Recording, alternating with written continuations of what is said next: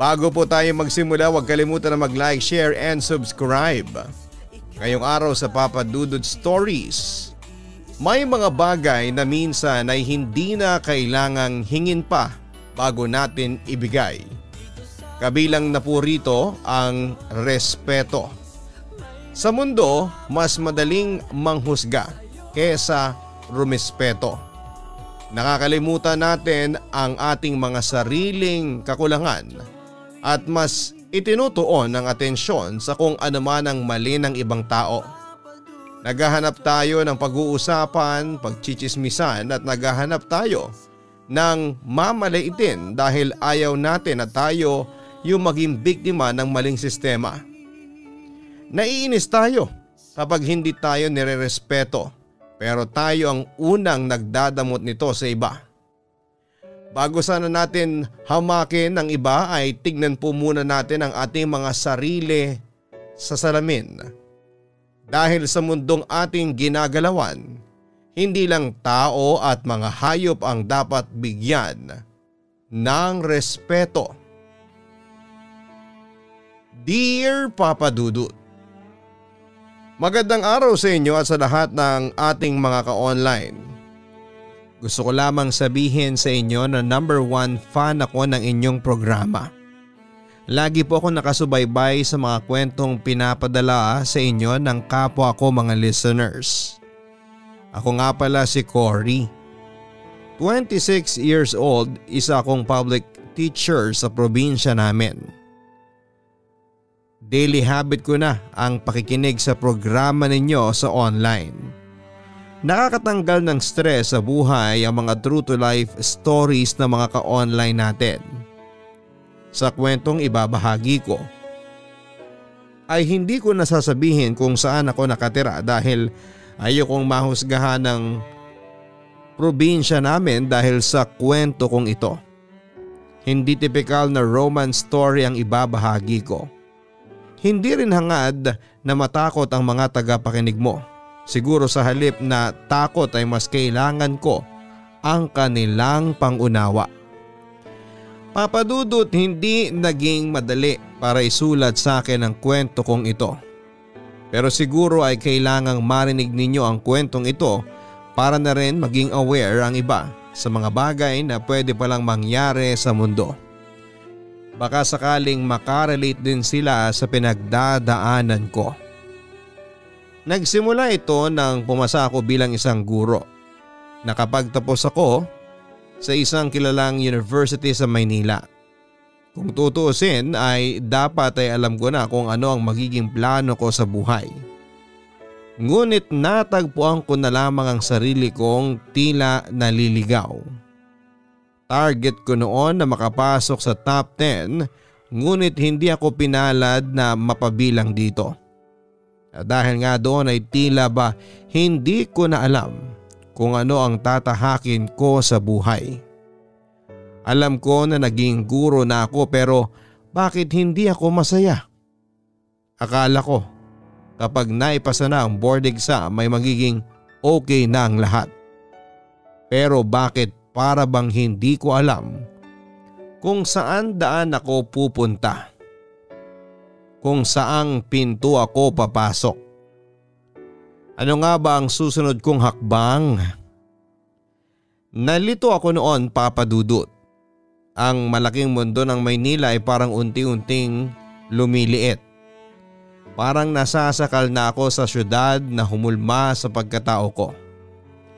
Para bang nabibingi ako sa mga boses na naririnig ko mula sa ibang tao. Ang sabi nila ganito at ganyan ang gawin ko. Gusto kong subukan pero bakit hindi ko maramdaman ang saya ng hinahanap ko? Ano nga ba ang hinahanap ko? Bakit para bang na-figured out na ng iba kong kaklase ang buhay nila after college? Pero bakit tila ba ako lang yung naiwan? Ako na lang yung nalilito at hindi makahakbang. Nangangayayat ako noon, Papa Dudut, na wala na ako ng ganang kumain at hindi na ako lumalabas ng bahay. Napansin ito ng parents ko. Cory anak, okay lang ba? Halos hindi mo kinain ang paborito mong ulam kaninang tanghalian. Puna ni mama nang pumasok siya sa kwarto ko at nakitang nakatulala ako sa may bintana. Wala lang po sigurong gana, tugon ko sa kanya. Nilapitan niya ako at niyakap. Anak, kung ano man ang bumabagabag sa isipan mo, tandaan mo na pwede mo itong sabihin sa akin. Kakampi mo ako anak. Tandaan mo lagi na we are always proud of you. Bulong pa sa akin ni mama. Hindi na ako nakatugon dahil tumulo na lamang ang mga luha ko. Niyakap ko rin si mama. Anak, huwag mong masyadong i-pressure ang sarili mo. Enjoyin mo lang ang buhay mo. Bulong pa ni mama sa akin. Sa totoo lang ay hindi naman talaga nila ako pinipressure. Pero heto ako at pilit na pinipressure ang sarili. Hindi naman sila naging mahigpit kahit unika iha lang ako, pero siguro dahil lumaki ako na competitive sa school ay natakot na akong matalo sa laro ng buhay. Masyado kong dinibdib ang hindi mapabilang sa top 10 board passers. Siguro sa iba ay mababaw lamang yon. Pero para sa akin ng panahong yon ay isa na itong malaking problema. Sinasabi ko naman sa sarili ko na dapat maging grateful na lamang ako. May mga tao nga na hindi pumasa kahit na ilang take na. Pero sa kabila nito ay tila ba may maliit na boses pa ring pilit na sumisigaw. At sinasabi sa aking isa akong talunan. Mahirap talagang maging kalaban ang sarili. Minabuti ng parents ko na iuwi muna ako sa bahay nila sa probinsya. Ang nag-iisa kong tita at ang pamilya nito ang naninirahan doon buhat ng mamatay sina lolo at lola. Kailangan ko raw muna ng sariwang hangin para makapag-isip-isip. Hindi raw dapat ako ma-pressure sa kung anong gusto kong gawin sa buhay. Hinay-hinay lang daw dahil bata pa ako. Ang mga naglalakihang gusali ay napalitan ng malalagong puno at halaman. Ang mausok na paligid ay napalitan ng sariwang hangin. Nanibago ako dahil nasa elementarya pa ako nang huli akong umuwi ng probinsya. Welcome back, Cory. We are proud of you. Ang bate ni na tito at tita sa akin nang makarating ako sa bahay nila. Hawak ng pinsan kong si Katrina ang isang Black Forest cake na binili pa raw nila sa bayan. May malaki pang tarpaulin ng graduation picture ko sa may living room. Salamat po. Sana hindi na po kayo nag-abala. Ang batik ko pa sa kanila. Hindi pwedeng hindi namin i-celebrate ang guro sa pamilya natin. We are proud of you, Cory. Okay lang kung nalilito ka sa kung anong gusto mong gawin. Hindi naman natin mafi-figure out kaagad kung anong gusto natin gawin sa buhay natin. Ang mahalaga ay maging mabuti kang tao. Paliwanag pa ni Tito. Napangiti ako sa mga binitawan niyang salita, Papa Dudut. Parang gusto kong umiyak pero pinigilan ko na lamang. Gusto ko lang na makita nila akong masaya. Kumain kami at pinagsaluhan ang inihanda nilang spaghetti at biko. Nang matapos kumain ay sinamahan ako ni Katrina sa second floor, kung saan ay naroon ang kwarto ko. Tinulungan niya akong magayos ng gamit at napansin kong tanaw mula sa kwarto ko ang mga naglalakihang puno ng mangga at talisay. Binuksan ko ang bintana at napangiti ako nang pumasok ang malamig na simoy ng sariwang hangin. Anong year mo na sa high school, Kat? Tanong ko sa pinsan ko. Graduating na po. Gusto ko nga rin pong maging katulad mo, Ate Cory. very competitive sa school kaya one take ka lang sa board exam. Sagot ni Katrina. Nginitian ko siya, Papa Dudut. Kat, please wag mo akong gagayahin. Baka ma-disappoint ka lang sa akin. Gusto ko na tuparin mo yung sarili mong dreams. Tugon ko naman sa kanya. Naalala ko sa kanya ang sarili ko. Yung mga mata niyang puno ng pangarap at pag-asa. Ano nga bang nangyari sa akin? Bakit nawala yon? Bakit napalitan ng pressure na dapat ay hindi ko naman maramdaman? Niyakap ko siya at matapos naming magayos ng gamit ay sabay na kaming bumaba, Papa Dudut. Sinamahan muna niya akong mag-ikot-ikot sa plaza. Marami na palang nagbago sa probinsya namin. Hindi ko rin alam kung matatandaan ko pa ang mga dati kong kaklase noong elementary kung sakaling makita ko sila. Hindi na kasi ako nakauwi simula na makagraduate ako ng elementary. Minsan kasi sina tita na yung bumibisita sa amin sa Maynila kaya hindi na kami nakabalik pa dito. May mga tao at lugar na hindi ko nakilala. Pamilyar ang lugar pero parang estranghero ako sa mismong bayan kung saan ako lumaki. Okay lang yun sa akin dahil parang fresh start na rin po ito para mag-clear ang magulo kong pag-iisip. Habang nasa loob ng bus pauwi ng bahay ay napansin ko ang mahabang tulay. Namangha ako sa arkitektura nito. Naalala ko dati na may kwentong katatakutan tungkol sa tulay na talagang tumatak sa isipan ko. Ang sabi kasi nila kapag daw hindi natulog sa hapon ay kukunin daw ng sipay o yung taong grasa. Tapos ay gigilitan sa leeg para kunin ang dugo at iaalay sa tulay. Pampatibay raw ng pundasyon nito. Katrina, alam mo ba yung kwento sa tulay na inaalay daw ng mga sipay yung dugo ng mga batang hindi natutulog tuwing hapon? Tanong ko sa pinsan ko habang nakasilip ako sa may bintana. Opo. Parang di naman totoo. Pero may kinuwento yung kaklase ko na kinuwento ng pinsan niya.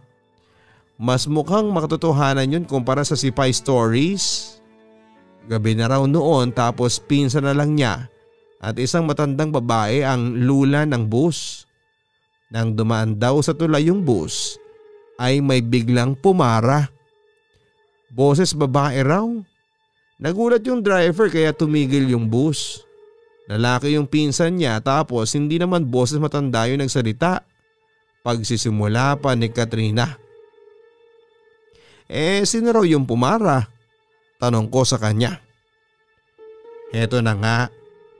Wala naman pong bumaba.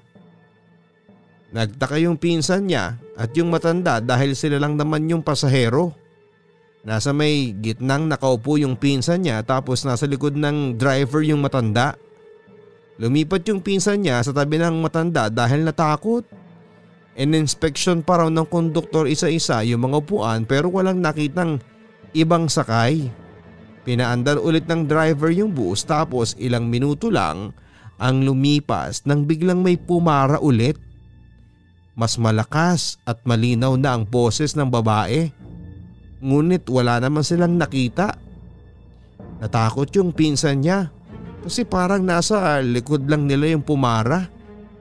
Hindi huminto yung driver pero sinabi ng matanda na itigil muna sa tabi at buksan yung mga pinto para makababa kung sino man yung nakisakay. Huminto nga sila tapos binuksan na yung pinto. Bigla raw gumaan ang pakaramdam nilang lahat matapos buksan yung pinto. Pinaandar na ulit ng driver yung bus at nakauwi naman yung pinsan niya sa bahay. Paliwanag pa ni Katrina. Nakakatakot naman yun. Kaninong kaluluwa kaya yun? Tanong ko kay Katrina. Hindi ko rin po alam eh. Ayoko po talagang inaabutan ng gabi kasi ayokong dumaraan sa tulay ng walang araw. Sabi nila Marami na rin daw po kasing nagpakamatay sa tulay kaya siguro ligaw na kaluluwa po yun. Sa ilalim din po ng tulay natatagpuan yung mga nalulunod sa kabilang barangay. Mahaba po kasi ang ilog dyan, maraming nasasakupan. Paliwanag pa ng pinsan ko. Nakauwi kami sa bahay at parang namahay ako sa unang gabi sa probinsya. Hindi pa ako sanay sa mga huni ng kuliglig sa gabi. Malamig din ang simoy ng hangin sa kwarto ko dahil lagi itong nakabukas. Hindi uso ang aircon sa province namin dahil minsan ay hindi na kailangan. May electric fan pero hindi ko ginamit dahil sapat na ang sariwang hangin. Tinawagan ko ang mga magulang ko at nagpasalamat sa kanila. After ko mag-good night sa kanila ay humiga na ako sa kama at natulog na. Simple at payak lang ang pamumuhay namin sa probinsya. May palaisdaan at sakahan sina tito at tita kaya sumasama ako sa kanila para makitulong.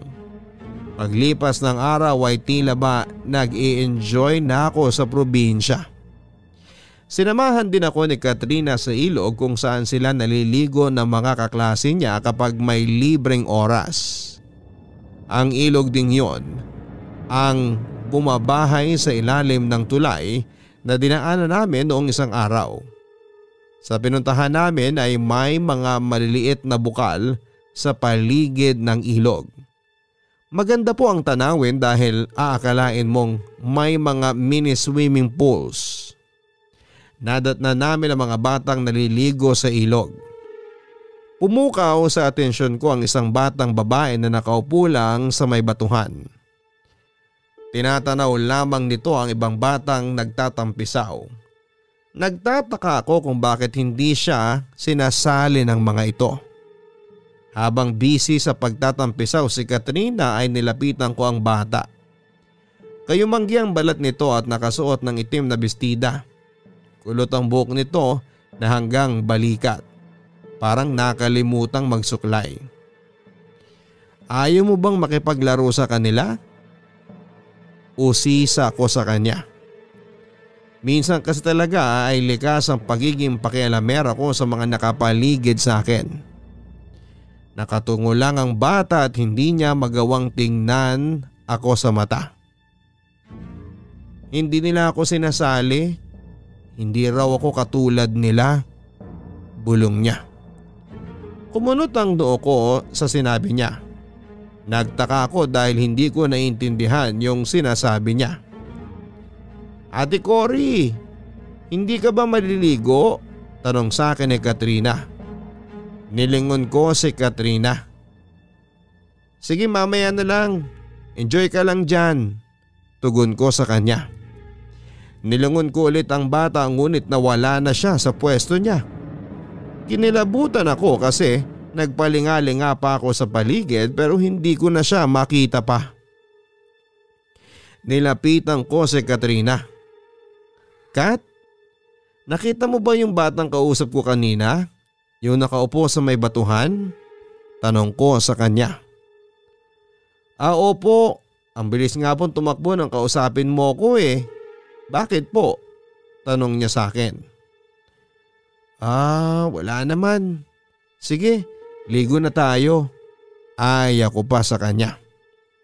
Parang nabunutan ako ng tinik nang malamang hindi naman pala ako namamalikmata sa kinakausap ko kanina. Matapos maligo sa ilog ay nadaanan namin ng dati kong school noong elementarya. Ang nostalgic ng feeling. Parang naisip ko na subukan ko kaya munang maging guro sa paaralan kung saan ako unang nangarap. Napangiti ako at naisip ko at hindi ko na yon nakalimutan hanggang sa makauwi ako. Umuwi ang parents ko sa probinsya para i-celebrate ang Pasko at Bagong Taon. Sa pagtitipong yon ay doon ko sinabi ang planong nabuo sa isip ko. Ma? Pa? Parang gusto kong dito magturo. Paalam ko sa kanila matapos naming salubungin ang Bagong Taon. Nasa hapagkainan kami noon at sabay-sabay na kumakain. Wow! I'm proud of you anak. Unti-unti nang bumabalik yung drive mo sa pangarap mo. Bate ng nanay ko at niyakap niya ako. Sa totoo lang ma, hindi pa. Pero gusto ko po rito magsimula. Naisip ko na simulan ko kung saan ako unang nag-aral. Baka sakali na mas mahanap ko yung sarili ko doon. Paliwanag ko sa kanya. Tamang-tama. Kumare ko yung bagong principal sa school na yon. Pwede kitang i-recommend sa kanya. Ang sabi pa ng tita ko. Napangiti ako sa suportang natanggap ko mula sa pamilya ko. Bagong taon, bagong trabaho, bagong hamon. Unti-unti ay nagiging handa na akong harapin ang mundo. Kinabukasan ay binalikan namin yung elementary school. Parang bumalik lahat ng masasayang alaala ko nung elementary pa lamang ako. Naalala ko yung mga panahon kung bakit ko nga ba ginustong maging guro. Pinuntahan namin yung maliit na stage at naalala ko na nung kinder pa lamang ako ay sinasabi ko sa entabladong yon na when I grow up I want to be a teacher. Lumipas sa mga araw at inasikaso ko lahat ng kailangang papers para sa susunod na pasukan ay makasama na ako bilang bagong guro. Naramdaman ko ulit yung excitement at kaba lalo na noong final interview ko with the principal. Maaga akong bumisita sa principal's office ng araw na yon. Napansin kong nakalak pa yung pinto pero nang silipin ko yung bintana ay may nakita akong matandang lalaki na naka-uniform. Nakaupo ito at nagsusulat sa mesa. Good morning po. Bati ko mula sa labas. Nagtataka kasi ako dahil nasa loob naman siya pero bakit nakalak yung pinto? Sa pagkakatanda ko ay siya yung principal namin nung elementary pa lamang ako. Mas tumanda nga lang ang itsura. Medyo nagtataka pa ako dahil sabi ni tita ay bago na ang principal. Hindi ako pinansin ng principal kaya naghintay na lamang ako at umupo sa upuang nasa labas ng pinto. Sinulyapan ko pa ang relo ko at napansin kong maaga ako ng 15 minutes kaya siguro hindi ako pinansin. Matapos ang ilang minuto ay may dumating na isa pang lalaking guro. Tansya ko ay nasa late 40s na ito. May salamin at medyo may kalakihan ng tiyan. Good morning po. Bati ko nang tumapat siya sa pinto ng principal's office. Good morning. Ikaw ba si Miss Cory? Tanong niya sa akin. Yes po sir. Magiliw kong tugon sa kanya. I am Mr. Aaron Pastor, ang school principal. Pagpapakilala pa niya. Nagtaka ako sa mga sinabi niya dahil nakita ko pa kanina sa loob yung dati kong principal. Nakita kong kinuha niya yung susi ng pinto sa bulsa niya at binuksan ito. Nagtaka pa siya dahil bukas daw ang ilaw. Kasunod niya akong pumasok at nilingalinga ko ang paligid. Wala na roon yung dati kong principal. Nagtaka ako at pilit na naghahanap ng explanation sa mga nakita ko, Papa Dudut. Naisip ko na baka may iba pang exit sa kwartong yon. Nakita ko ang isa pang kwarto pero may sign na comfort room yon. Wala nang ibang pwedeng labasan yung lalaki maliban sa main door. Inikot ko ang tingin sa buong kwarto at nakita ang picture ng dati kong principal na nakasabit sa may dingding. Sir, excuse me po. Nasa na po si Mr. Panis? Siya po ang dati kong principal nung elementary po ako dito. Tanong ko sa kanya habang itinuturo ang picture nito. Si sir. 5 years na siyang wala. Inatake sa puso. Actually, dito pa nga sa loob ng office nakita ang bangkay niya. Very unfortunate incident. Paliwanag ni Sir Pastor. Kinilabutan ako sa mga narinig ko, Papa Dudut. Parang ang hirap paniwalaan dahil kani-kanina lang ay nakita ko siyang nakaupo sa swivel chair na inuupuan ngayon ni Sir Pastor. Hindi pwedeng namamalik mata lamang ako dahil suot pa niya yung katulad na uniform ng nasa picture. Miss Cory, bakit parang namumutla ka? Maupo ka muna. Huwag kang masyadong kabahan sa interview. Just be yourself.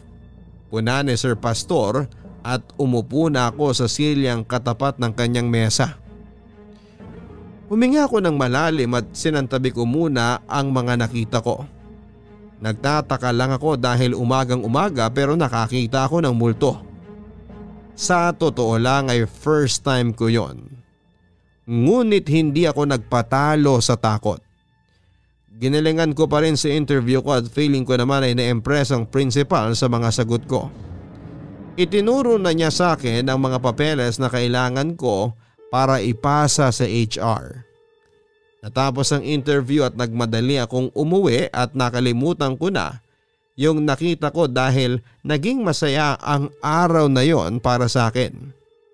Unti-unti ay bumabalik ang dati kong sigla para sa pangarap kong maging isang guro.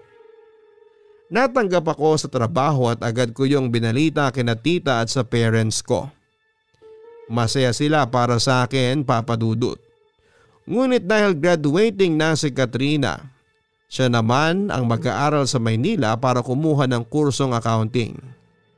Biro nga nila mama na palitan daw muna sila ng anak ni tita. Dahil ako muna ang titira sa probinsya habang si Katrina naman ang titira sa kondo namin sa Maynila kasama sina mama at si papa. Naging mabilis lang naman ang paglipas ng mga buwan. Hinatid namin si Katrina hanggang Maynila 1 linggo bago ang pasukan. Sa kondo muna namin nagstay ang buong pamilya namin. Reunion ulit naming lahat yon. Sobrang saya ko ng araw na yon at nakikita ko ang sarili ko kay Katrina. Kaya naisip ko na kung sakaling pagdaanan niya yung stage ng pagdududa at pag-aalangan ay susubukan kong gabayan siya. Kaya desidido akong simulang muli ang panibago kong goal sa buhay. Susubukan ko pang maging good role model sa nag-iisa kong pinsan. Matapos nga ang 5 araw ay bumalik na kami ni na tito at tita sa probinsya, Papa Dudut. Inabot na kami ng dilim sa daanan dahil sa pinaghalong delay ng flight at traffic. Nalimpungatan ako sa bus dahil may narinig akong pumara sa loob. Huminto ang bus at nagpalinga-linga ako. Bumukas ang pinto pero wala naman akong nakitang bumaba, Papa Dudut. Ginising ko sina tito at tita at sinabing malapit na kami. Mukhang may nakisakay na naman ang sabi ng konduktor sa driver. Konti lang kaming sakay pero boses babae yung narinig kong pumara. Naalala ko yung kwento ni Katrina. Ininda ko yung takot na nararamdaman ko dahil kasama ko naman sina tito at tita. Nakauwi kami sa bahay ng matiwasay. Nang makakyat ako ng kwarto at humiga ako sa kama ay nakaramdam ako ng pinaghalong kaba at excitement dahil ilang araw na lamang ay magsisimula na ako bilang isang guro. Pinagdasal ko ang gabing yon na sana ay mababait ang mga katrabaho ko at sana ay marami akong matulungang mga bata. Ang sabi ng principal ay magiging advisor daw ako ng Section E ng Grade 5. Nag-retire na raw kasi si Ma'am Atienza, ang dating guro na may hawak ng section na yon. Natatandaan ko pa na guro ko rin siya sa science subject noong grade 5 ako sa school na yon. Nakatulog na lamang ako ng may ngiti sa mga labi ko. Kinakabahan ngunit excited ako noong first day ko bilang isang guro, Papa Dudut. Very uplifting yung feeling lalo na nang makita ko ang mga batang nagunahang pumila sa labas para sa flag ceremony. Naisip ko na masaya na ako kahit may isang buhay man lang akong mabago at magabayan. Isa na yon sa goals ng mga teacher dahil nagsisilbing ikalawang tahanan ng mga bata ang paaralan. Naglakad-lakad ako papunta sa section ko nang biglang may tumawag sa pangalan ko. Cory? Napalingon ako sa tumawag ng pangalan ko at nakita ko ang isang matangkad na lalaki. Nakangiti ito at naka-uniforme rin bilang isang guro. Pero si Val? Tanong ko sa kanya at mas lalong lumaki ang ngiti niya sa kanyang mga labi. Tanda mo pa ang buong pangalan ah. Akala ko nakakalimutan mo na ako. Totoo pa lang balitang umuwi ka na. Akala ko hindi mo na ako matatandaan. Tugon niya sa akin. Actually muntik na eh. Nung elementary tayo mas maliit ka pa sa akin. Tapos ngayon mas matangkad ka na sa akin. Nakatingala na ako eh. Partida ha, may high heels pa ako nito.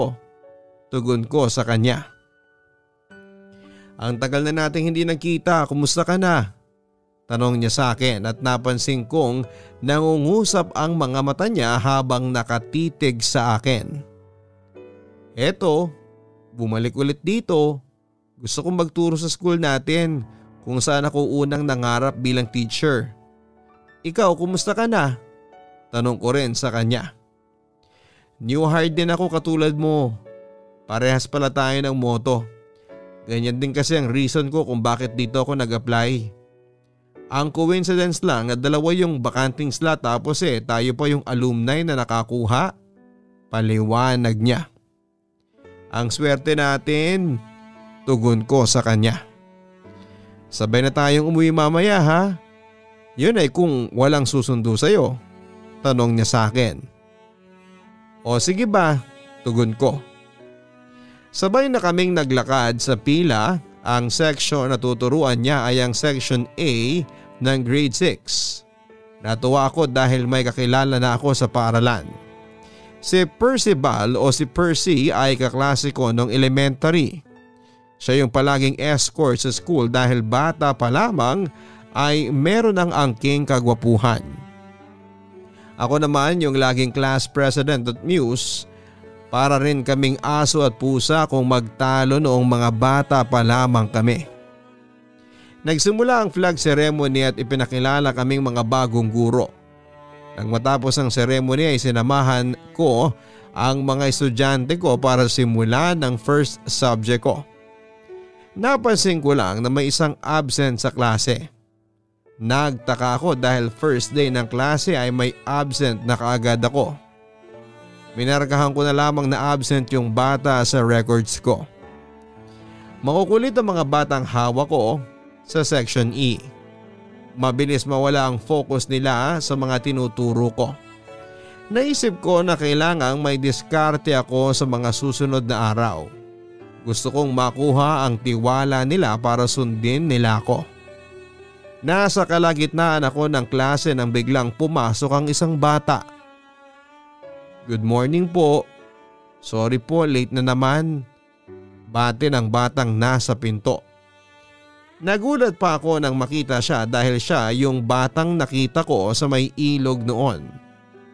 Pinagtagpi-tagping sako lang ang bag niya. Naglakad siya papunta sa bakanting upuan sa may second row ng kwarto. Napansin ko ring sira na yung kanyang mga sapatos. Pawisan ng bata at nakatungo lang. Good morning. Ikaw ba si Norma? Tanong ko sa kanya. Siya pala yung akala ko ay absent. Yes ma'am.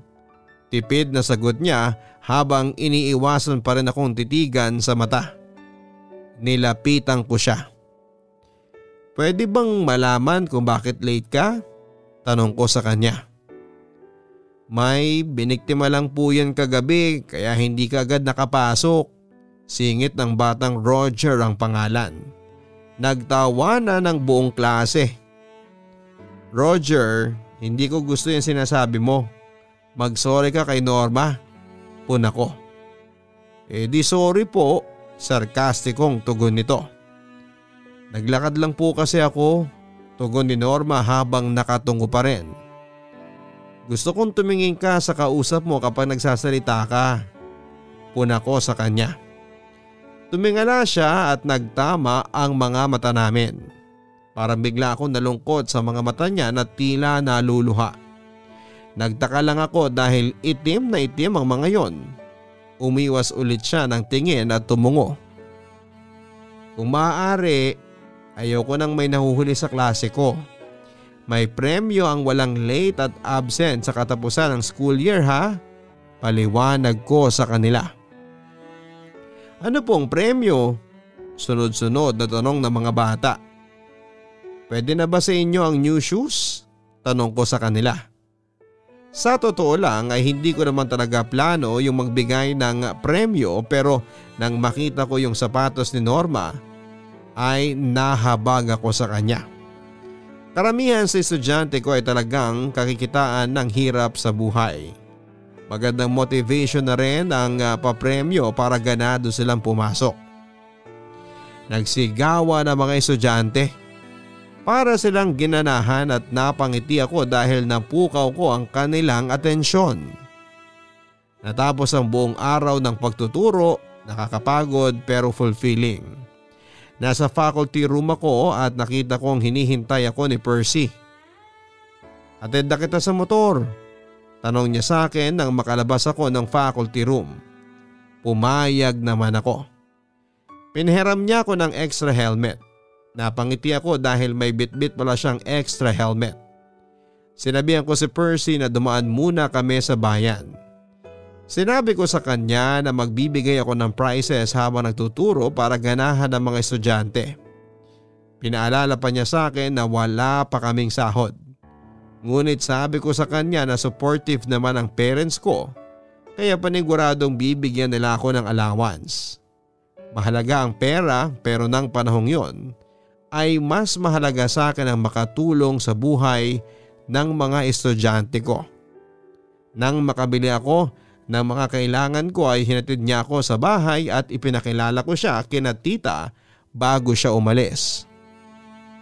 Mas naging madali ang pagtuturo ko sa ikalawang araw dahil sa mga pa-surprise prizes ko sa mga nakakasagot sa tanong ko.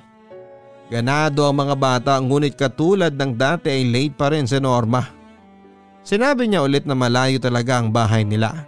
Hinayaan ko na lamang dahil ayoko ng questionin ang mga bagay na wala naman siyang kontrol. Nasa may bundok daw kasi ang bahay nila kaya minsan ay madaling araw pa lamang ay naglalakad na siya para makapasok ng school. Ang mahalaga ay nakikita ko siyang masigasig mag-aral kahit na mahiyain. Sa totoo lang ay naaawa ko sa bata dahil parang wala siyang kaibigan. Parang walang gusto makipagkaibigan sa kanya. Sa paglipas ng mga araw ay naisip ko na maging mission for that school year si Norma. I want to bring out the best in her. Naniniwala ako na bawat bata ay may kanya-kanyang kakayahan na talento. Kailangan lang nilang malaman na may naniniwala sa kanila. Isang araw ay nagulat na lamang ako nang makitang inaaway ng barkada ni Roger si Norma. Itinulak ni Roger si Norma at bago pa ako makalapit ay sinabuyan pa ng asin ni Roger si Norma. Tumama ito sa mata ng bata kaya umiyak ito. Roger at Arnold, sa principal office tayo, sigaw ko sa mga bata. Aswang si Norma ma'am. Tingnan niyo po nasaktan siya nang sabuyan ko siya ng asin. Pagpapaliwanag ni Roger. Parang hindi man lang nakaramdam ng guilt yung bata. Lumapit ako kay Norma at pinatayo siya. Hinawakan ko ang mukha niya at tinakpan nito ang kaliwang mata nito. Chinek ko ang napansin kong namumula yung mata niya dahil tumama yung asin doon. Sinamahan ko muna sa banyo si Norma para maghilamos. Matapos nito ay dinala ko na sa principal office ang dalawang bata kasama na rin si Norma. Ano na namang ginawa mo Roger?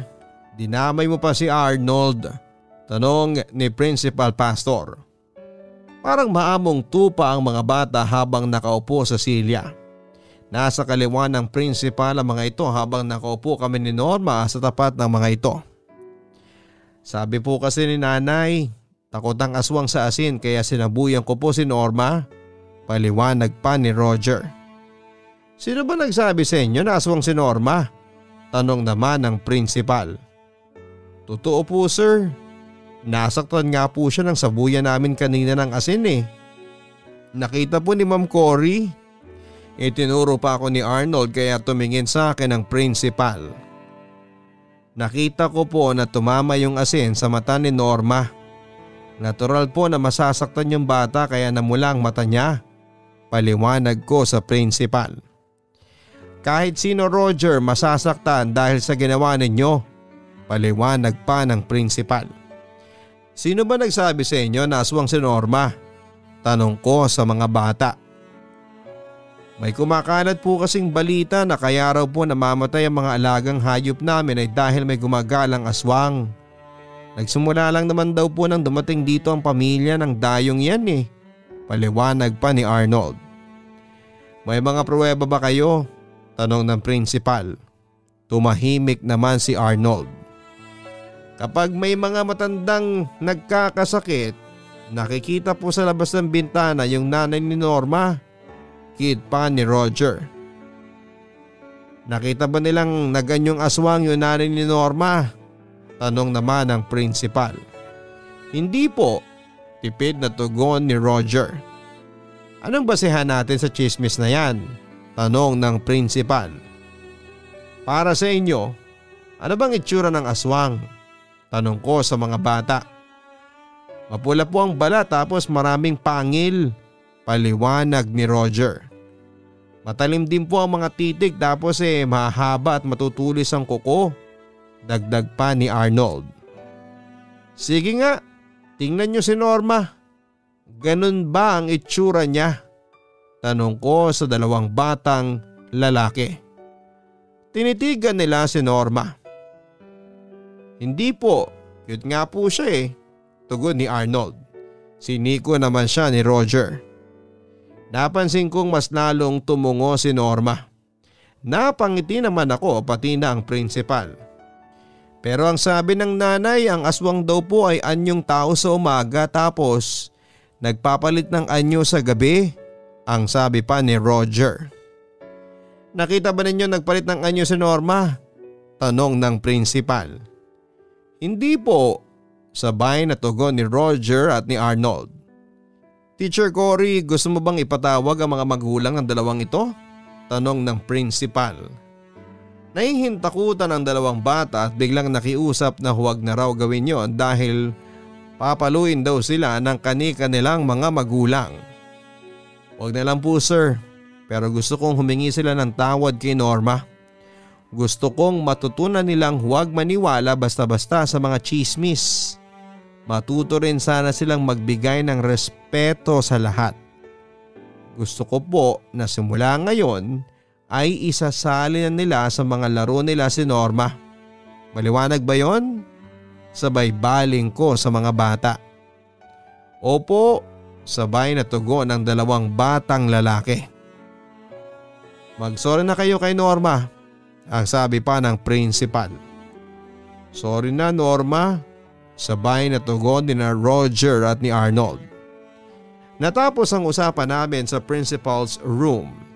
Pinalabas ko na mga bata at nagpasalamat ako kay Principal Pastor. Nabalita ng mga co-teachers ko ang nangyari kaya tinanong nila ako pagbalik ko sa faculty room. Ano nangyari? Tanong sa akin ni Ma'am Marites. Away bata, naniniwala kasi sa chismis na Roger at Arnold na aswang si Norma. Kailan pa ba kumalat ng chismis na yan? Tanong ko sa kanila. Sa pagkakaalam ko 3 taon na sa school na ito si Norma, pero 2 taon din siyang hindi nakakaalis sa grade 5. Lagi kasing late o kaya naman ay absent. Sakit din sa ulo ni Mama Tienza yan. Pero nang magturo ako sa math sa kanila last year ay mukha namang may potential yung bata. Nabalita lang na aswang yan kasi nga nasa bundok nakatira. Tapos nakikita yung nanay na bumababa ng bundok kapag may matandang malapit ng mamatay. Ang sabi pa raw ay may nakakita dyan na naging malaking itim na aso. Pero hayun nga, chismis lang naman. Paliwanag ni Marites. Pero mag-ingat ka pa rin sa kanya, Cory ha. pailalim pa naman kung tumingin yung batang yan. Maganda na yung nag-iingat, ang singit pa ni Ma'am Karen. Naku ma'am, ayokong husgahan ng isang bata dahil lang sa chismis na wala namang basihan. Ayokong maging biktima siya ng mapanghusgang lipunan. Gusto kong maramdaman na bata na sa school na ito ay pwede niyang maipamalas yung talento at kakayahan niya nang hindi nag-aalinlangan. Paliwanag ko kay Ma'am Karen. Very bright naman ang sagot mo kaya ka siguro nililigawan ng kabatch mo na teacher. Ang singit pa ni Marites. Ha? Ano naman pong connect doon sa usapan? Natatawang tanong ko sa kanila. Lagi kasi kayong nakikitang magkasabay sa motor. Sa bagay na bagay kayong dalawa. Puna ni Ma'am Karen. Inasar pa ako ng ilang guro at natahimik na lamang sila nang dumating si Percy. Nagaya na itong umuwi kaya sumabay na ulit ako sa kanya. Nakakatuwa naman yung ginagawa mo kanina. Nabalitaan ko sa ibang nating co-teachers. Ang wika ni Percy nang makababa ko sa motor. Nasa tapat na kami ng bahay ni tita. Wala yun. Habang bata pa dapat maturuan sila na hindi tamang nanghuhusgan na lang ng ibang tao. Pagpapaliwanag ko. Nakita ko na nga na nakikipaglaro na sina Roger at Arnold kay Norma kanina. Ang sabi pa ni Percy. Mabuti naman kung ganun. O sige ha, pasok na ako. Salamat ulit. Ingat ka pa uwi. Paalam ko sa kanya. Pwede bang makuha ang number mo? Para may text kita kung may update sa school, tanong niya. O sige, tugon ko at ibinigay ko naman ang numero ko at nagpaalam ako at umalis na siya. Lumipas ang mga buwan at mas lalo akong nag-enjoy sa klase ko. Bawat bata ay may kanya-kanyang angking kakulitan. Napansin ko rin ang pagbabago ni Norma at ng pakikitungo ng mga estudyante sa kanya. Napansin din ng iba na very supportive daw ako sa bata. Lumalabas na favorite ko na raw dahil minsan late akong umuwi para turuan si Norma sa hindi niya maintindihan sa subject ko. Ipinapaliwanag ko na lang sa kanila na kailangan ko siyang tutukan dahil ayokong umulit na naman siya ng taon sa grade 5. Nagkaroon kami ng activity sa room na kinakailangan kumanta ng mga bata. Nagulat na lamang ako nang may angking talento sa pag-awit pala itong si Norma.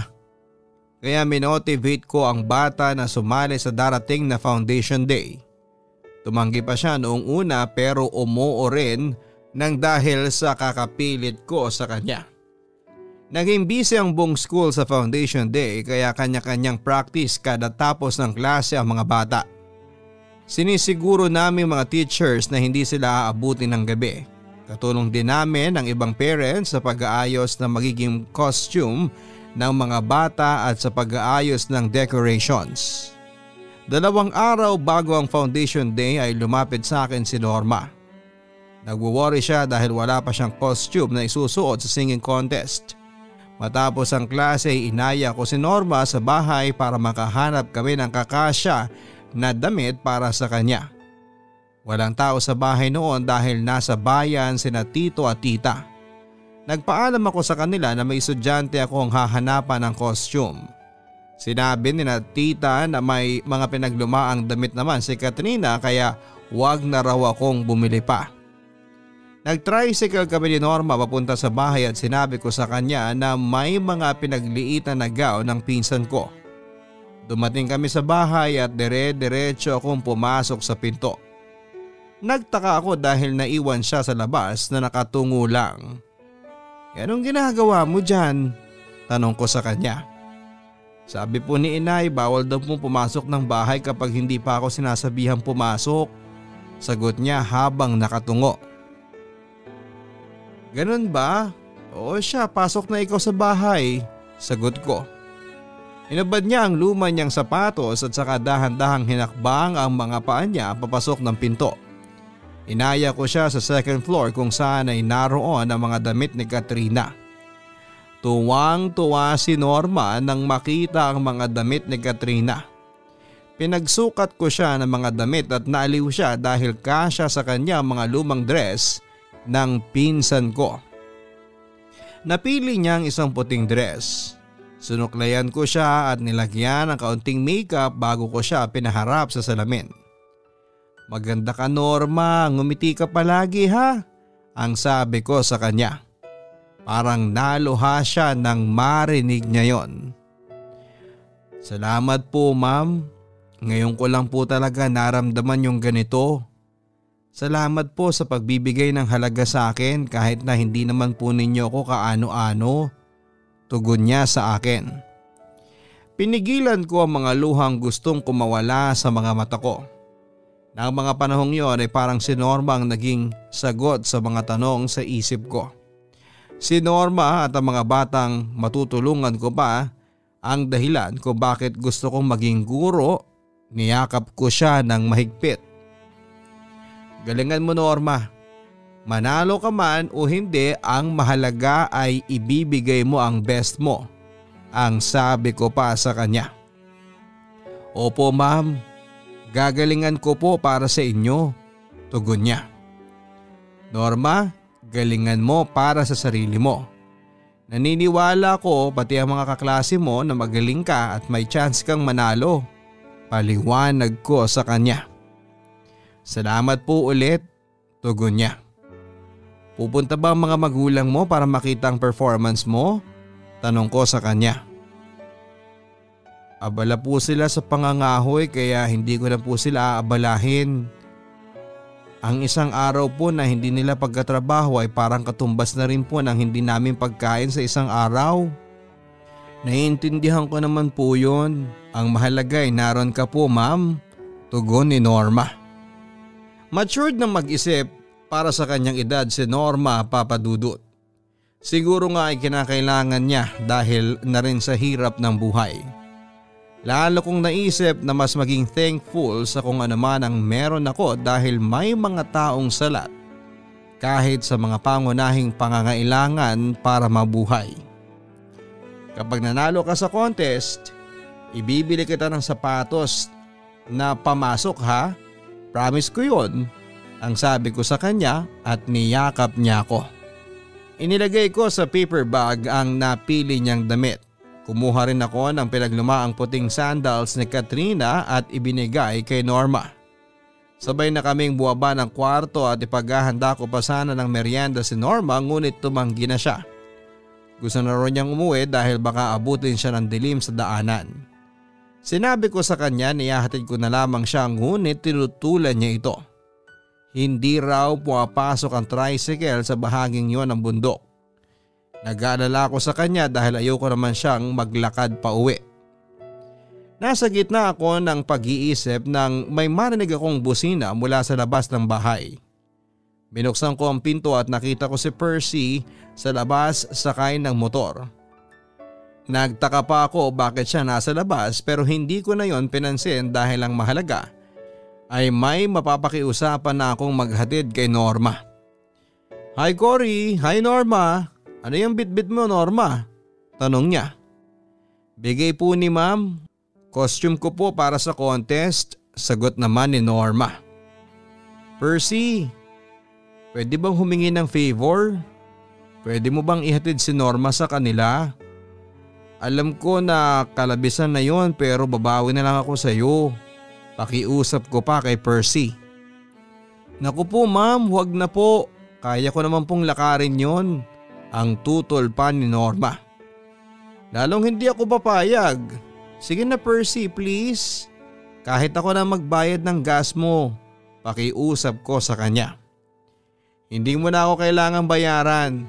Basta you owe me one. Okay lang ba na payagan mo na lang ako manligaw sa iyo?" tanong niya sa akin. Pumalakpak si Norma habang napako ako sa kinakatayuan ko, Papa Dudut. Nagulat ako sa mga sinabi niya. "Sige pero wag kang umasa ha. Mataas ang standards ko," ang biro ko sa kanya. Ipinasuot na ni Percy ang helmet kay Norma at isinakay na ito sa motor. "Mag-ingat kayo ha. Mag-text ka kapag nahatid mo na si Norma. At kapag nakauwi ka na," ang bilin ko pa kay Percy. Ang sweet naman. Sige po, tugon niya. Bye ma'am, salamat po ulit. Paalam ng bata at umalis na silang dalawa. Pagsapit ng dilim may bahagya akong nag-alala nang wala pa akong natatanggap na text mula kay Percy Papadudut. Napansin ni tita ang pagkabalisa ko habang naguhugas ako ng pinggan. Mukhang malalim ang iniisip mo tanong ni tita. Wala naman po.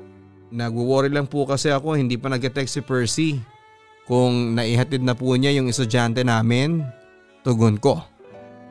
Sa estudyante ka lang ba concerned o pati kay Percy?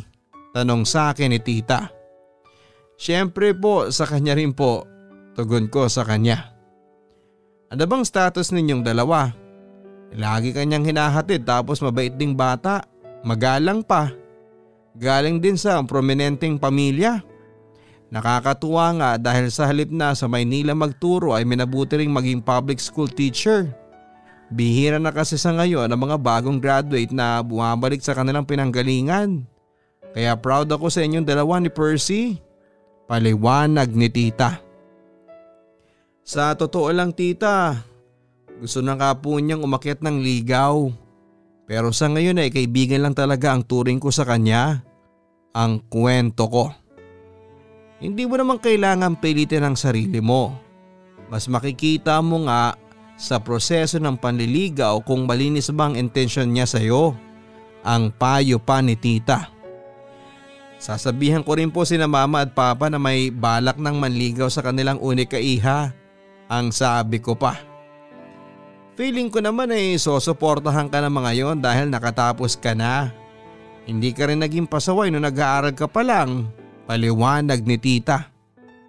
Sana po, tugon ko kay tita. Nakahiga na ako sa kama nang makatanggap ako ng tawag mula kay Percy.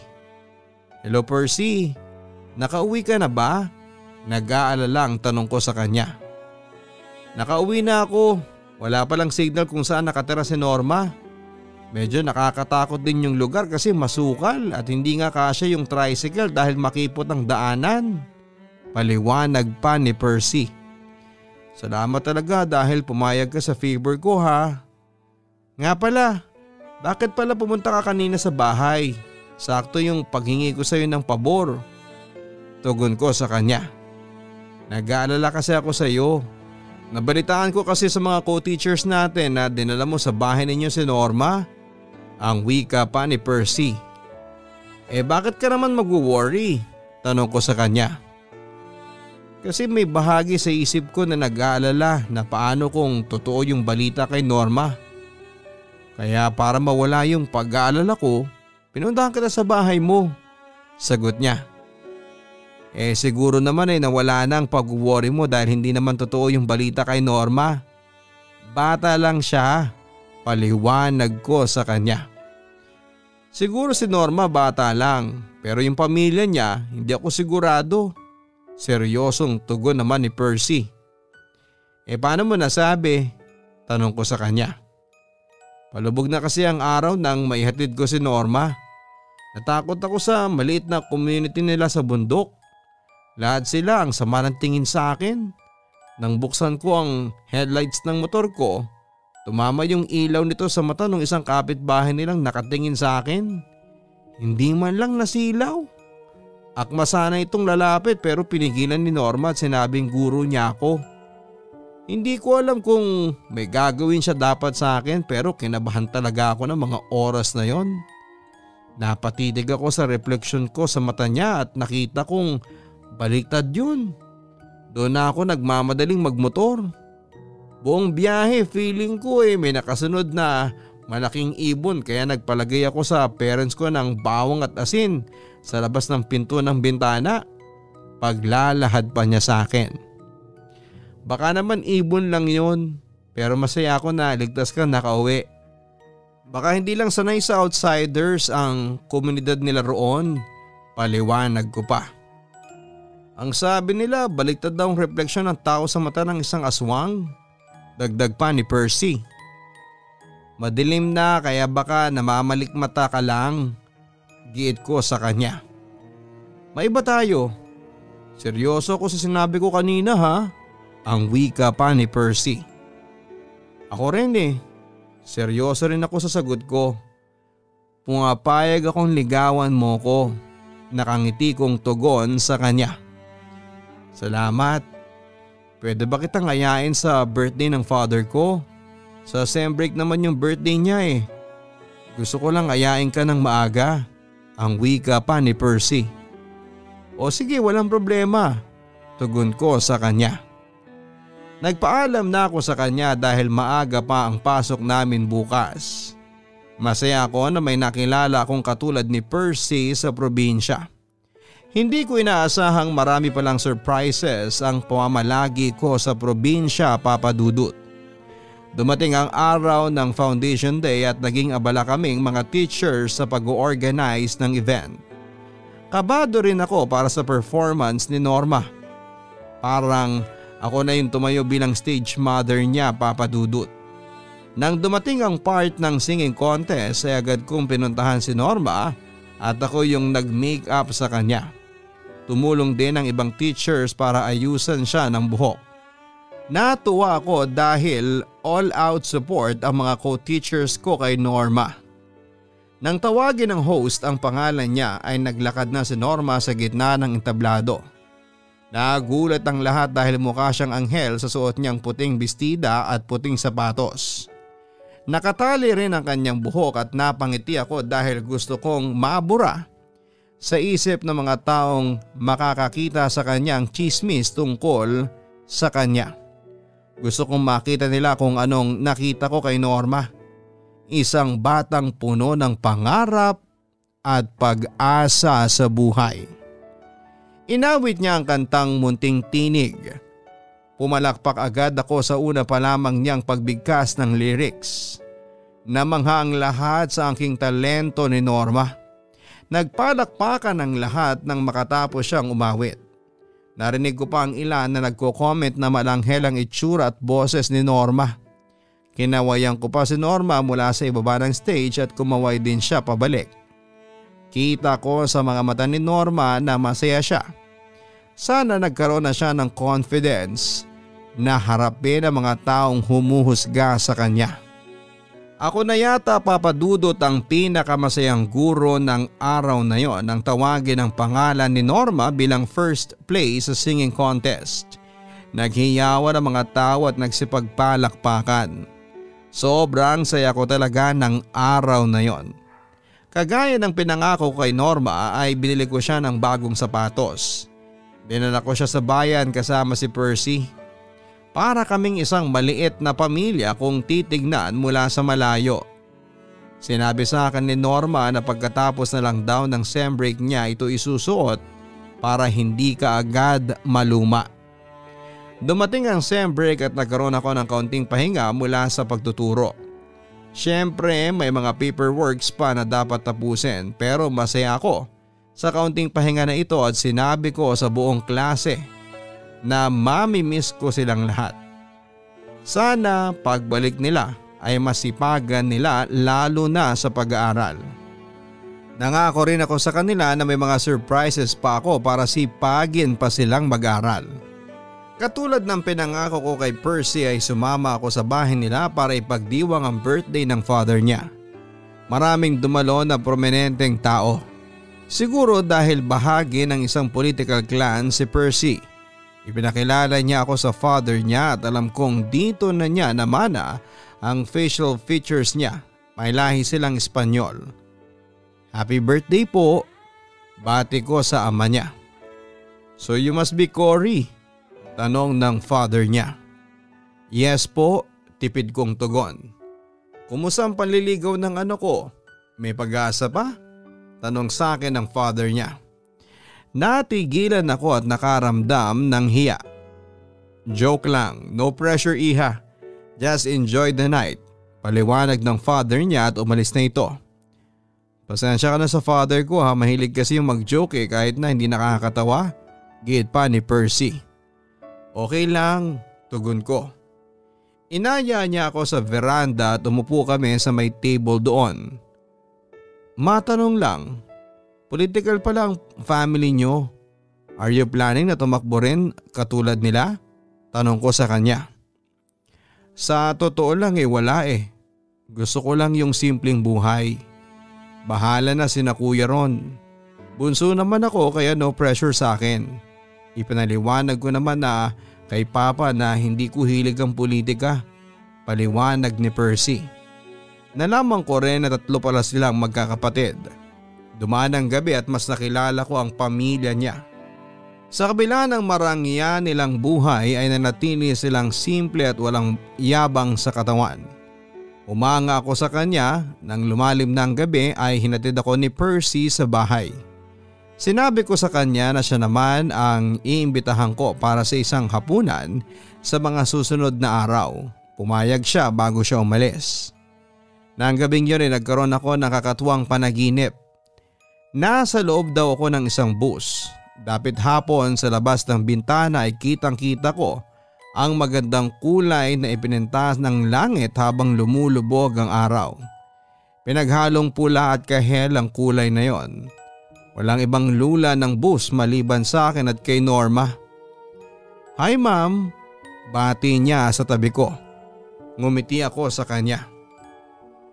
Sorry ma'am, hindi ko na masusuot yung binigay mong sapatos. Aniya habang nakatungo. Suot niya ang puting dress na sinuot niya sa singing contest. Bakit naman? Hindi ka na ba pinapapasok ng parents mo? Nangungulumihan ang tanong ko sa kanya. Para po, sigaw ni Norma sa halip na sagutin ang tanong ko. Tumigil ang bus at tumayo si Norma. Naglakad siya palayo sa akin at napansin kong yapak siya.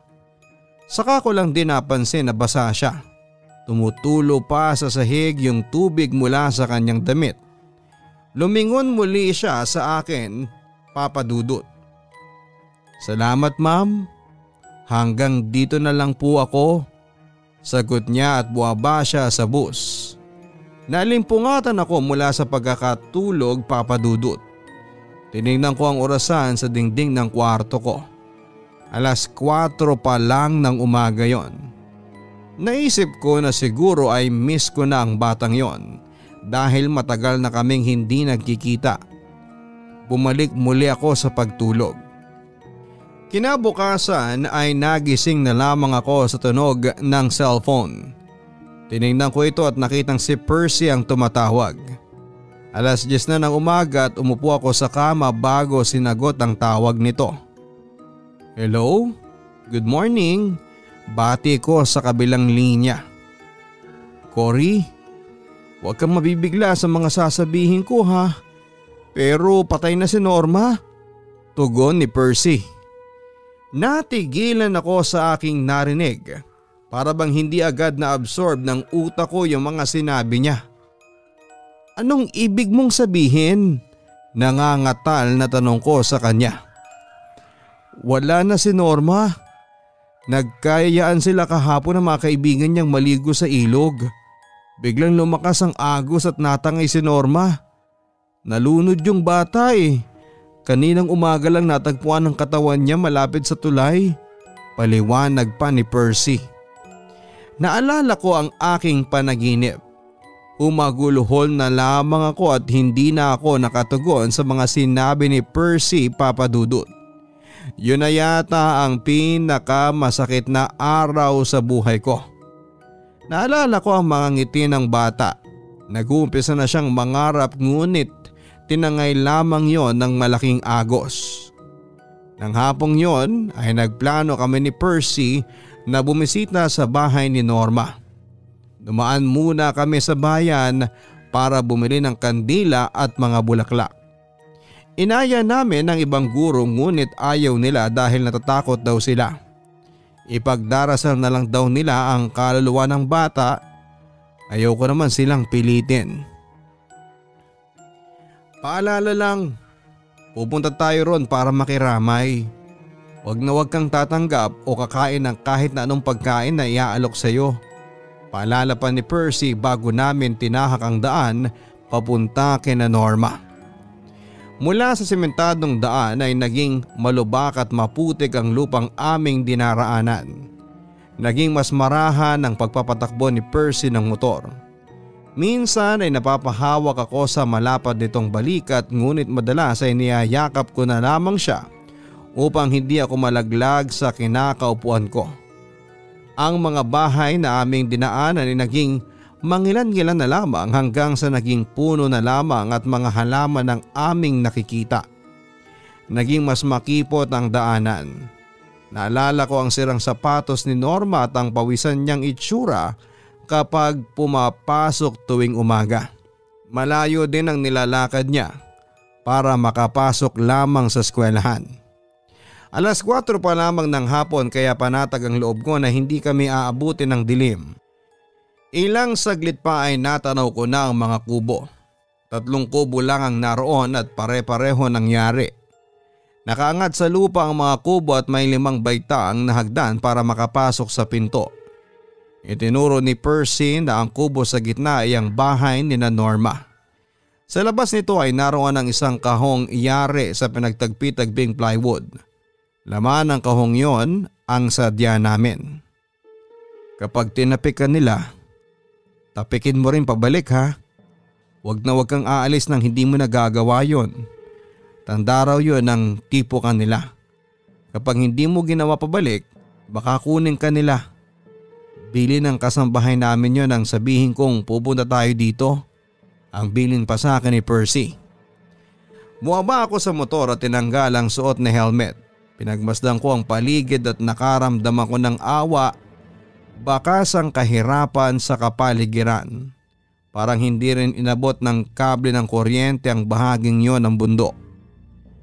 Sa tingin mo pwede kayang tulungan ng pamilya mo ang malit na community na ito? Tanong ko kay Percy. Sinubukan ko nang ipagtanong yan, buhat nang ihatid ko si Norma. Informal settlers daw ang mga ito at dapat walang nakatira sa bahaging ito ng bundok. Pero hinahanapan naman daw ng malilipatan. Balitaan kita kapag may update tungkol dito. Paliwanag pa sa akin ni Percy. Napangiti ako sa mga sinabi niya. Likas na maawain at matulungin talaga ang lalaking ito. Tao po, tawag ni Percy at sinubukan itong lumapit sa may unang baitaang ng hagdanan. Nakasarado ang pinto at tahimik ang paligid. Inilagay ko sa ibabaw ng ataol ang dala kong bulaklak. Nakasarado ang ataol. Kinuha ko ang mga kandila sa dala kong paper bag. Akmang kakatok si Percy nang bigla kaming may marinig sa aming likuran. Sino kayo? Tanong ng isang matandang lalaki. Patpatin ito at kulay puti ang buhok na abot hanggang balikat. May bigote at balbas din ito na kulay puti. Nagulat kami dahil bigla na lang siyang sumulpot. Magandang hapon po. Ako po si Teacher Cory. Kasama ko po si Teacher Percy. Mga guro po kami ni Norma. Makikiramay po, paliwanag ko sa lalaki. Salamat sa pagbisita, Teacher Cory. Tugon ng isang babae. Nagulat kami ni Percy dahil nasa tapat na ito ng pinto. Hindi namin napansin na binuksan na pala yon. Kahawig ng babae si Norma. Mahaba lang ang kulot nitong buhok na abot hanggang bewang. Namumugto ang mga mata nito at nakasuot ng kulay itim na blusa. Ako po ang nanay ni Norma, paliwanag nito. Ngayon ko lamang siya nakita dahil hindi naman ito bumibisita sa eskwelahan. Inabot ko sa kanya ang mga dalang kandila. Naramdaman kong hinila ni Percy ang damit ko. Napatingin ako sa kanya at napansing nakatingin siya sa kaliwang direksyon. Sinundan ko ang kanyang tingin at nagulat nang biglang dumami ang mga tao sa paligid. Nakatayo lamang ang mga ito sa labas ng kubo. Tansya ko ay 7 katao ang mga yon at matalim ang titig sa amin. Guro siya ng anak ko. Bumalik na kayo sa kanya-kanyang trabaho. May otoridad na utos ng ginang. Sumunod naman ang mga yon. Ang iba ay umalis habang ang ilan ay nag-igib ng tubig sa poso at nagsibak ng kahoy. Minsan ay nahuhuli ko silang nakatingin sa amin. Nagtaka lang ako dahil wala namang katao-tao kanina sa paligid nang dumating kami at hindi namin napansin ang pagdating nila. Pagpasensyahan niyo na po mga taga rito. Hindi lang din kami sanay na may ibang bumibisita sa amin. Paliwanag ng ginang. Kumuha ang matandang lalaki ng mga upuan mula sa likod ng kubo at ibinigay sa amin. Magkatabi kaming umupo ni Percy. Ako na lang at ang aking ama ang natira sa bahay na ito. Iniwan na kami ni Norma. Ani ng ginang habang sinisindihan ang kandila. Nagtaka ako dahil akala ko ay ama ni Norma yung matandang lalaki. Mawalang galang na po. Nasaan na po ang ama ni Norma? Tanong ko sa ginang. Wala na siya. 3 taon nang patay si Rodrigo. Paliwanag nito. Pasensya na po, tugon ko. Ang sabi ni Norma gusto niya raw po maging isang guro katulad mo. Malungkot na tura ng ginang. Nalungkot ako sa mga sinabi niya dahil batid kong hindi na ito matutupad ni Norma. Pinigilan ko ang mga luhang unti-unting namumuo sa aking mga mata. Mabait pong bata si Norma.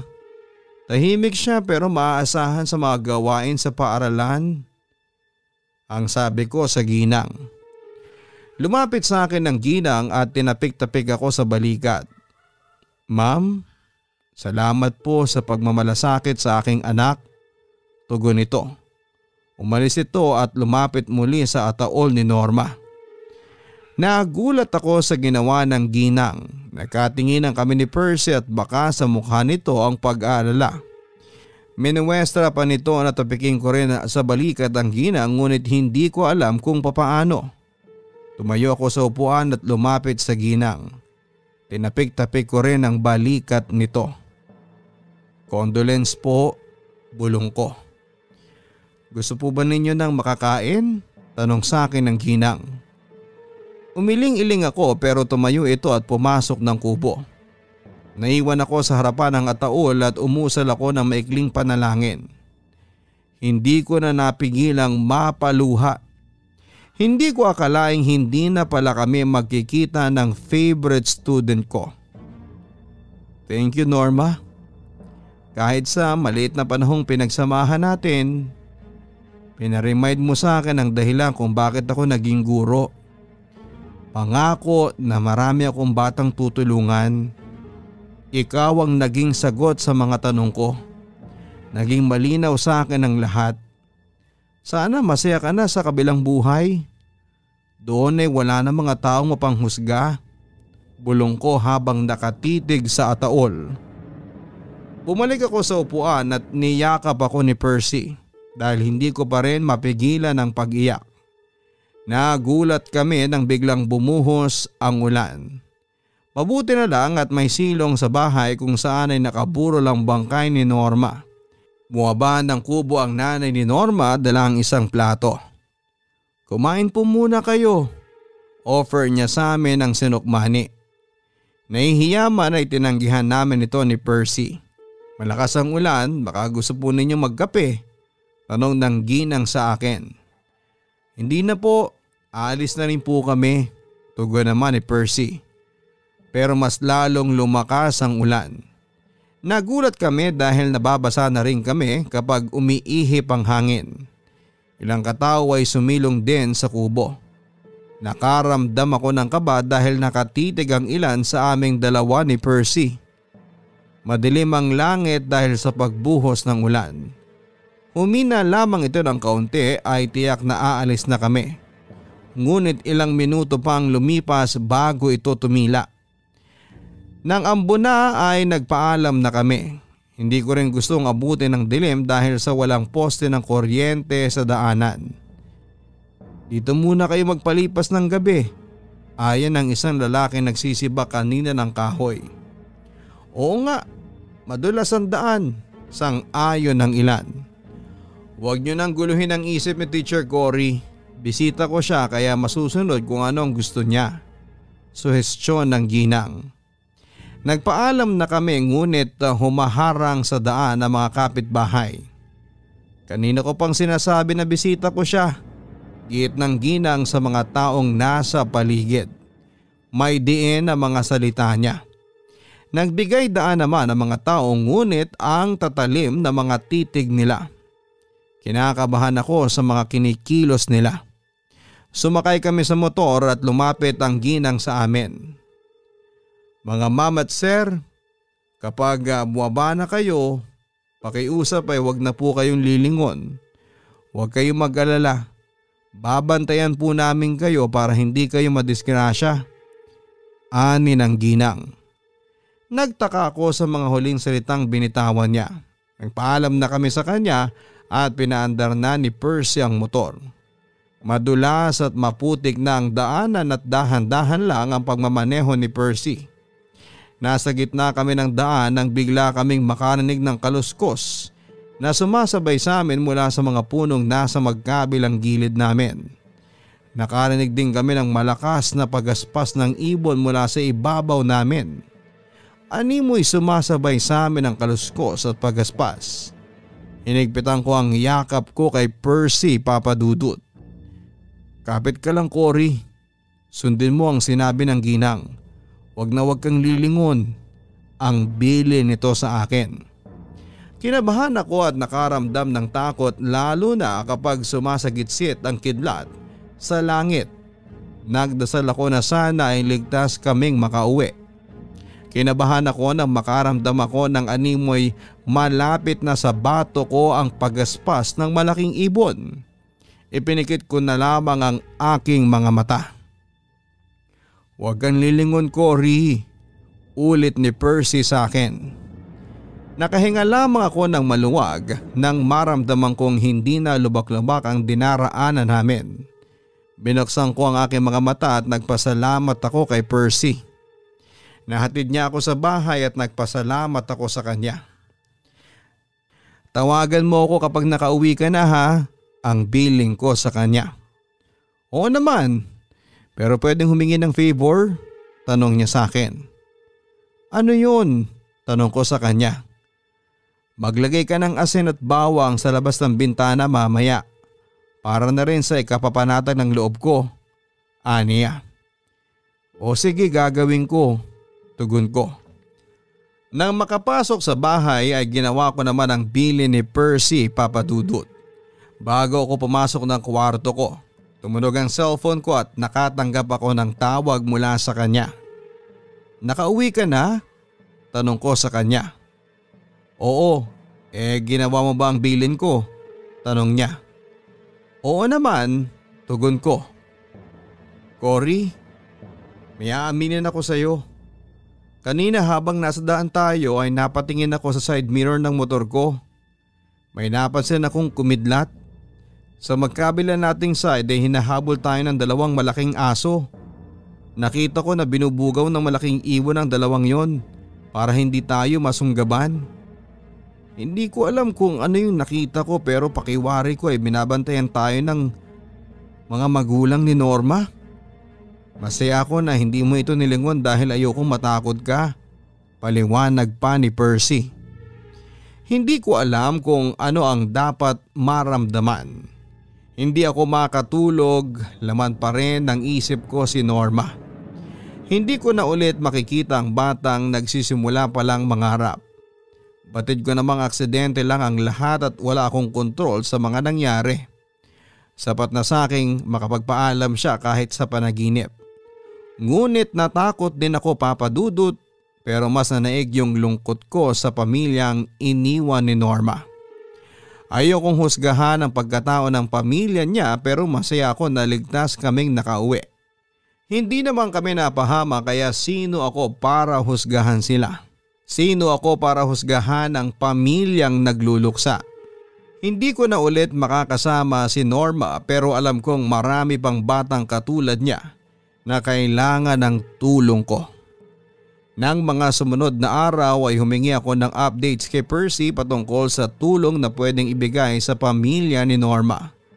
Ngunit sabi nito ay wala na raw doon ang komunidad ng puntahan ng mga kakilala ni Percy.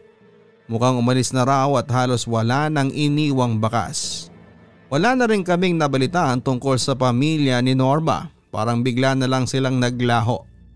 Inisip ko na lang na baka iyon ang paraan nila para makapag-move on sa pagkawala ng bata. Papa Dudut, hindi ko malilimutan sa buhay ko ang batang si Norma. Hindi ko na balak alamin pa kung anumang klase ng misteryo meron ng pamilya niya. Sapat na akong nakilala ko siya kahit na sa maikling panahon. May mga tao talaga na magpaparealize sa atin kung ano ba talagang gusto natin sa buhay. Pinarealize niya sa akin ni Norma ang tunay kong debosyon at yon ay ang pagtuturo. Gusto kong makatulong pa sa mga batang higit na nangangailangan, isang dahilan kung bakit ayoko nang lisanin ang aming probinsya. Hangad ko na sana ay huwag na nating isali pa ang mga bata sa mapanghusgang mundo. Sa halip ay ayakin natin sila palapit sa kanilang mga minimithing mga pangarap. Sana nga ay dumating ang araw na lahat ng bata ay magkaroon ng pagkakataong makapag-aral. Masaya na ako rito, lalo't higit ay naging kasintahan ko po si Percy. Matapos ang 3 buwan ng panliligaw ay sinagot ko na siya. Siguro nga ay hindi agad natin malalaman kung ano ang gusto natin sa buhay. Umuwi ako sa probinsya na puno ng pagdurusa, ngunit sa pananatili ko rito ay natagpuan ko ang true calling ko sa aking propesyon. Sana po ay nagustuhan mo at ang ating mga ka-online ang kwento ng aking buhay. Salamat po sa mga mag-share at magkikwento ng tungkol sa aking mga naranasan. Lubos na gumagalang, Cory. Likas na may misteryo sa ating mundo. Hindi lang tayong mga tao ang bahagi nito. May mga nilalang na iba man sa atin ay kailangan pa rin nating bigyan ng respeto. Lalo't higit kung wala naman itong ginagawang masama sa atin. Wala rin kasiguraduhan sa mundong ating ginagalawan.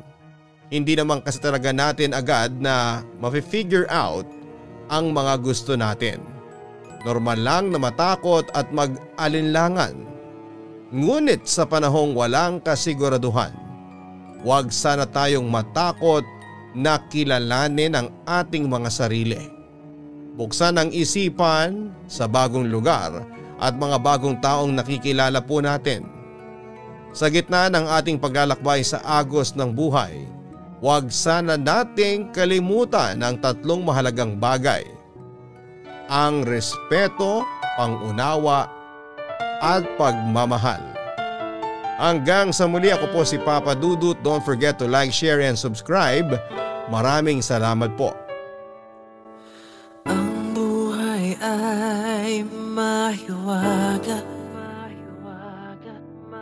laging may lungkot at saya. Sa Papa Dudut Stories, laging may karamay ka.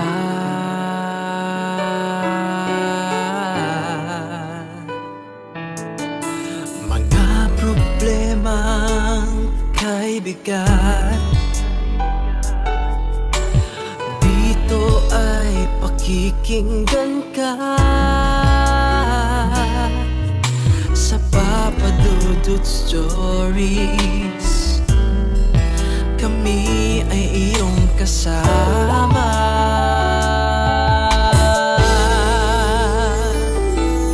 Dito sa Papa Dudut Stories, ikaw ay hindi nag-iisa.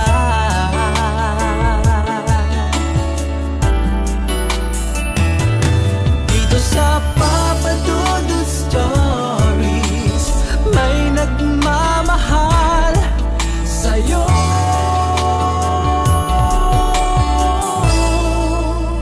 Papa Dudut Stories, Papa Dudut Stories,